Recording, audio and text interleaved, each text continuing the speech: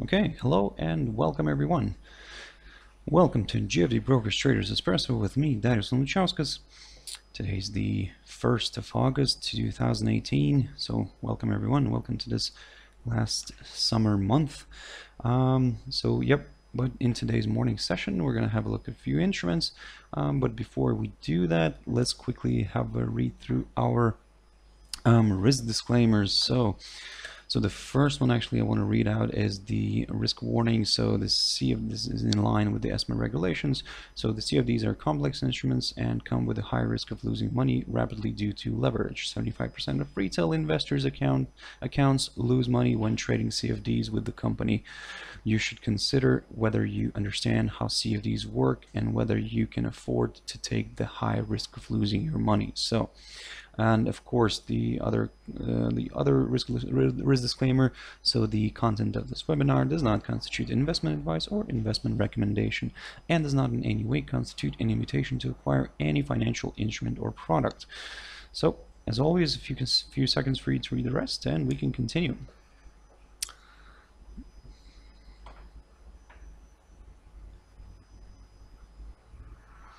Also, just a very quick reminder of our JFD Brokers website and specifically JFD research page. We can go in and have a look at different analysis that we do on a daily basis. So, yep, feel free to check us out, and I believe you can find something useful here for yourselves. Yep, but for now, let's have a look at the charts. So the first one I want to touch on is the Nasdaq. Now, the Nasdaq 100 is still stuck in this upside rising channel here. So of course you can see that yesterday we had a nice rebound from it, and to be honest, until we're trading inside this channel, we're going to stick to the upside here, because you probably could have said the same thing here when we had a decline and we actually tested the lower side here as well, and then from which we rebounded and went to hit new all-time highs. So eventually we could see something like this happening as well. But of course, before we start examining the upside again, for us to kind of get a better confirmation, we would need to see a nice good break here above this 73.10 mark. Now a break and a close, especially a close, could be better, and this is where we could start positioning ourselves for the recent all-time highs that we saw here at around 75.14.7, something like that. So we can even round it up towards the 75.15 just for the sake of it, and certainly we could start targeting that area. And of course, this is where it could become interesting, because if we get a nice break here, we could continue pushing higher, maybe even, well, not even, but actually creating new all-time highs here. But for now, of course, we're stuck here in this little area below this 73.10 mark, and of course above this lower side of the range. So if we're gonna, until we're in this area, we're gonna stay neutral, just keep observing it. But like I said, if we get a nice break here above this level, the 73.10, this is where it could become more interesting, and we could start, like I said, positioning ourselves for some higher levels. But for now, and looking, let's say, at the downside here, if we suddenly get a strong break here and eventually a close below these two key areas here of support, the first one being the 71.85 and the second one is the 71.45. Now the lower one could be a very good confirmation that this index would probably like to go lower then. So, and maybe we could then target the 69.50 zone, certainly initially targeting the psychological 7,000, but then slightly below that we do have another good one, like I said, the 69.50, approximately there. This area could potentially hold the index from dropping lower. So for now, keep on observing this area here and the lower bound of the channel. Now let's jump into one commodity quickly, which I believe is quite interesting right now, and that's the WTI. Now, with the WTI, of course, as you can see, that it's a bit tricky here, even though it's slightly being annoying, let's say, right now, but nevertheless it's quite interesting to see where does it actually want to go in the end, because at this point you can see that yesterday we had this decline, and certainly we moved back below the 69.60 level that I was talking about in my previous videos, and certainly we got rejected here the day before. We got rejected from this upwards moving trend line that has been running here since around the 30th of August last year. And now, of course, judging by this, we could see maybe a continuation here to the downside. Certainly initially aiming for this 67.15 mark. This has been a good, nice area of support seen on the 17th of July, and it acted also as a nice resistance around the 14th of June. So the importance of, you can see the importance of this level, the 67.15. Now, like I said, if this continues to drop here, this is the area to watch initially. But if we do get a nice break and a close here below this level, now this could be more interesting for the bears and on the longer term, because this is where they could start positioning themselves for a possible test of the 64.10 area. So approximately there around this level. So which also kind of almost coincides here with this 200 EMA shown here as the black line. So something for you guys to keep an eye on, especially, like I said, judging by this yesterday's bearish candle, we could see continuation here to the downside, and keep an eye on the 67.15 level. So let's see what he wants to do with that. If this reverses back up here suddenly, let's say strongly, we see a nice move back up here above this upwards moving trend line. Now this is where it could become more interesting for the bulls, because this is where they could start initially targeting this little level right here at around 71.65 mark. Now if we would get a nice break and a close, now this is where we could start looking and examining the upper levels here. Initially maybe the 72.90 approximately there, or even actually the 74.80, which was around the highs of July that we saw here. And yep, this is what in regards to the upside, but for that, of course, we would need to see a nice good break and a close above this upwards moving trend line.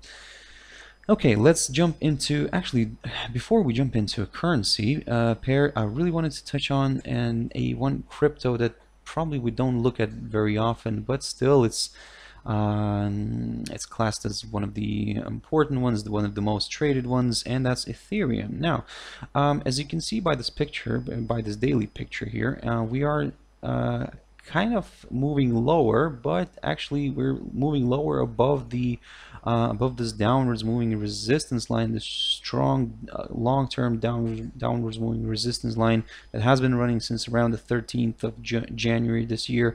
So for about half a year, as you can see, we were sliding lower, but we've managed to break it here around the mid-July, and we've moved above it. But certainly, of course, like I said, we are now pushing towards a possible test of this area first, this possible area of support around 405 level, and of course slightly below that we do have this downwards moving resistance line that could get tested from above here, and actually could play out as a nice bouncing ground for this crypto.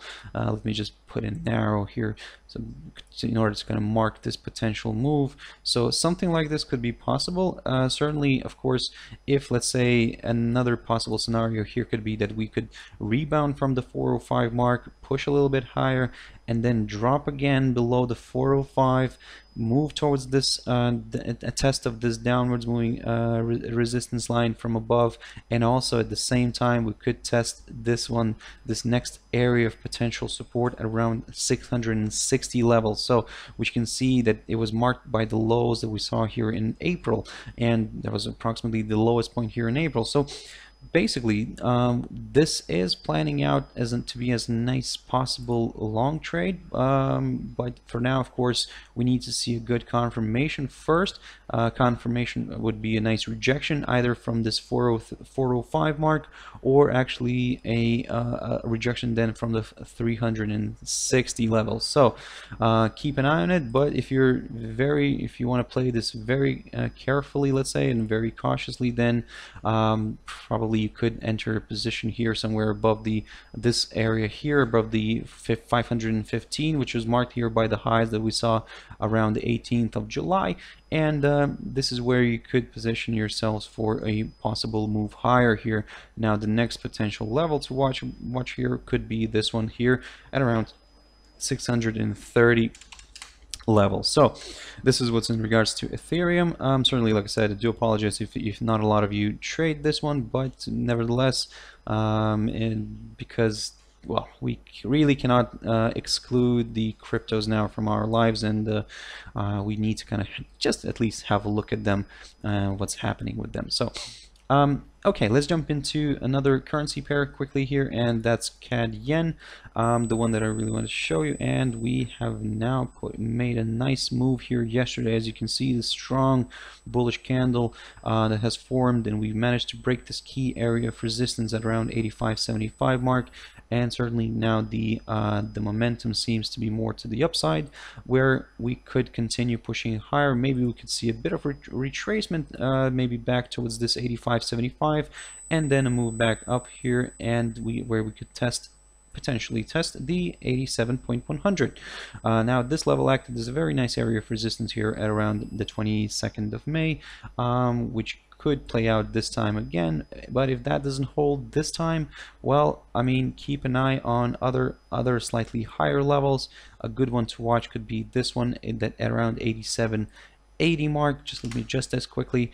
This was marked here by the high that we saw around the 6th of February.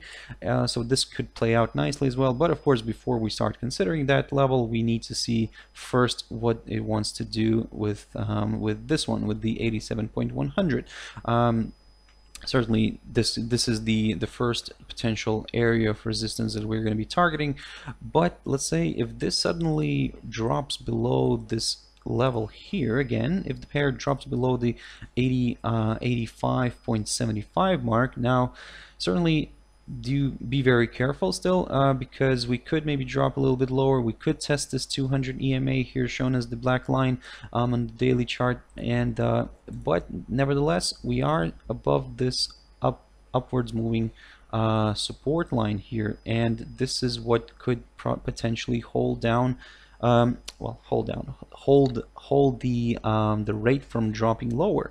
So we could maybe even see a move back down below the 85.75, a test of this area here approximately around the 85.20, a rebound from this upside support line, and then another push higher. So this way, basically, a lot of stop losses could be triggered, as well, as you can probably understand, and this is where the pair could reverse and move higher again. But of course, this is just an idea here, guys, so to keep an eye on. But if, let's say, at the moment, of course, this is looking more bullish, and we could continue pushing higher, and this is where you could potentially maybe position yourselves for a possible long trade. So let's say if you enter a position above the yesterday's highs around here, and certainly aim for the higher levels here, as initially towards this 87.100 mark, approximately there, but have your stop loss in place somewhere around this, maybe slightly a little bit lower than the 85.75, somewhere maybe around the 85.70 could be a good potential stop loss area. And this is how you could potentially position yourselves for a nice trade here, where you could aim for the 87.100 level. So this is just an idea. Of course, you be the judge. You decide what's better for you, and you decide on your stop losses and take profits, guys. So this is just an idea. And the one last pair that I really wanted to touch on is the euro dollar again. I know that I've talked about this one yesterday, and of course, we're still stuck on the bigger picture. We're still stuck on the inside this range between the 115.100 and the 118.400. But yesterday, this is what I was talking about actually, and on a shorter term. From the shorter term perspective, as we can see that yesterday I was talking about this breaking point here, the 117.200. Now if we could get a break here, we could aim for this 117.45 mark. As you can see, this came into effect. We had a nice trade here. We broke this downwards moving resistance line here, but to be honest, as you can see, the 4-hour candles never closed above it. So we managed to break it to the upside. We took our profits here around this 117.45 mark, and this is where the pair retraced back down here and moved lower. And this is what I was talking about, to keep an eye on this side, this 117 level, where we've broken it nicely to the downside, and now it seems that it wants to continue pushing lower. So in the next key area of support that we are keeping an eye on here is the 116.50. Certainly, what also I was mentioning yesterday, to keep an eye on these EMAs, because if we get a break, if we get a continuation move here below these EMAs, now this is, like I said, this is where it could become more interesting for the bears, and they could eventually drive it lower towards the 116.50, and even could be a possibility that we could see maybe a test of the 116.20 mark, which was a nice scene here as a nice support on the round around the 27th of July. So, okay guys, I hope you found it useful. Thank you very much for watching and listening, and if you want to join me later on with my Traders Tea Time at 13:15 GMT time, 14:15 British Summer Time. But for now, thank you very much and have a good day.